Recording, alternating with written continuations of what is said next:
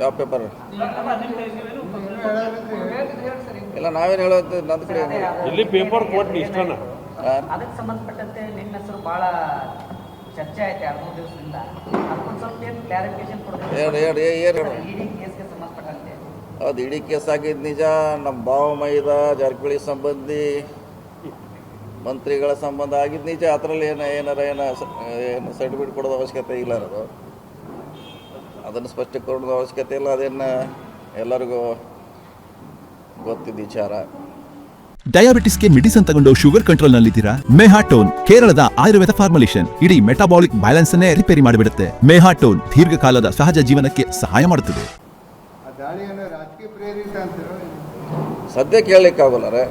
ಇನ್ನು ಅವ್ರೇನು ಯಾವ ದಾಟಿಯಲ್ಲಿ ಇನ್ವೆಸ್ಟಿಗೇಷನ್ ಮಾಡ್ತಾರೆ, ಏನು ಕೇಳ್ತಾರೆ, ಏನು ಮಾಡ್ತಾರೆ ಮ್ಯಾಗ ಅವನ ಇನ್ನೂ ಸ್ವಲ್ಪ ಟೈಮ್ ಬೇಕಾಗ್ತದೆ. ಸದ್ಯಕ್ಕೆ ಹೇಳಲಿಕ್ಕಾಗಲ್ಲ. ಕರ್ನಾಟಕ ಸಂಬಂಧಪಟ್ಟಂತೆ ಆ ರೀತಿ ಆಗಿದ್ದು ಅಪರೂಪ. ಏನಂದ್ರೆ ಆ ರೀತಿ ಒಬ್ಬ ಕೆಳಮಟ್ಟದ ಅಧಿಕಾರಿಯನ್ನ ರೇಡ್ ಮಾಡಿ ಭಾಳ ರೇರ್. ಇಲ್ಲಿವರೆಗೆ ಭ್ರಷ್ಟಾಚಾರ ಮಾಡಲಿಕ್ಕೆ ಲೋಕಾಯುಕ್ತ ಇದೆ, ಅವ್ರದ್ದು ಇಲಾಖೆ ಇದೆ, ಬೇರೆ ಬೇರೆ ಏಜೆನ್ಸಿ ಅವ್ರು ಮಾಡ್ತಾರೆ. ಇದು ಫಸ್ಟ್ ಟೈಮು ಭ್ರಷ್ಟಾಚಾರ ಆರೋಪ ಮೇಲೆ ಇಷ್ಟು ದೊಡ್ಡ ರೇಡ್ ಆಗಿದ್ದು ಇತಿಹಾಸ. ಅದು ಕೂಡ ನಮಗೂ ಕನ್ಫ್ಯೂಸ್ ಇದೆ. ಅದು ಸೊ ಮುಂದಿನ ದಿನಗಳಲ್ಲಿ ನೋಡೋಣ ಲೀಗಲ್ಲಿ ಅವ್ರು ಹೆಂಗೆ ಫೈಟ್ ಮಾಡ್ತಾರೆ, ಹೆಂಗೆ ಕೇಳ್ತಾರೆ. ಸೊ ಅವ್ರಿಗೆ ಬಿಟ್ಟಂಥ ವಿಚಾರ ಅದು. ನಮಗೂ ಕೂಡ ಕನ್ಫ್ಯೂಸ್ ಇದೆ. ಫಸ್ಟ್ ಟೈಮ್ ಇಡಿ ಅವರು ಕರಪ್ಷನ್ನಲ್ಲಿ ತನಿಖೆ, ಇಷ್ಟು ದೊಡ್ಡ ಮಟ್ಟದ ತನಿಖೆ.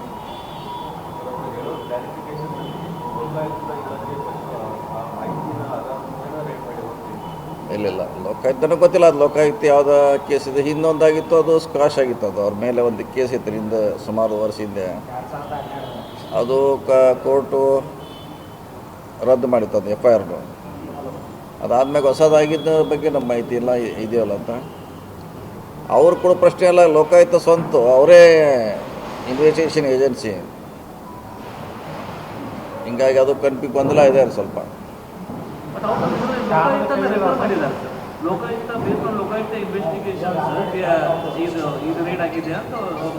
ಬಹುಶಃ ಅದನ್ನು ಹಳಿದ ರೆಫರೆನ್ಸ್ ಕೊಟ್ಟಿದ್ದಾರೆ, ಹೊಸದಲ್ಲ. ಅದು ಹಳಿದ ಇರಬೇಕು ನನ್ನ ಲೆಕ್ಕದಲ್ಲಿ. ನನಗೆ ರದ್ದಾಗಿದೆ ಅದು.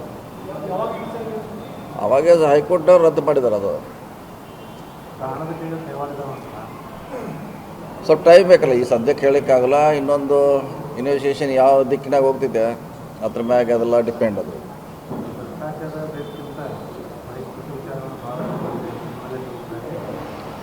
ನೋಡೋಣ. ಅದಕ್ಕೆ ಕಾನೂನು ಇದೆ. ಅವ್ರು ಅದೇ ಹೇಳ್ತಿಲ್ಲ. ಅವ್ರು ಏನು ಕೇಳ್ತಾರೆ, ಏನು ಕ್ವಶನ್ ಮಾಡ್ತಾರೆ, ಅದ್ರ ಮ್ಯಾಗೆ ಡಿಪೆಂಡ್ ಇಲ್ಲ. ಈಗ ಧಾರವಾಡ ಡಿಸ್ಟ್ರಿಕ್ಟ್ ಇನ್ಚಾರ್ಜ್ ಮಿನಿಸ್ಟರ್ ಕೊಟ್ಟಿದ್ದಾರೆ. ಈಗ ಬೆಳಗಾಂ ಧಾರವಾಡ ರೈಲ್ವೆ ಲೈನ್, ಬೆಳಗಾಂದಲ್ಲಿ ಲ್ಯಾಂಡ್ ಅಕ್ವಿಸಿಷನ್ ಕ್ಲಿಯರ್ ಆಗಿದೆ.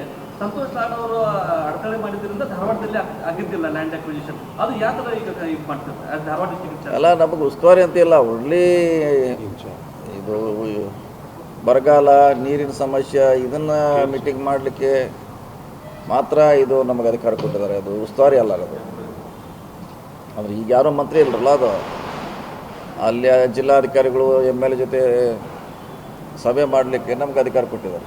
ಅಷ್ಟಕ್ಕೆ ಸೀಮಿತ ಅದು.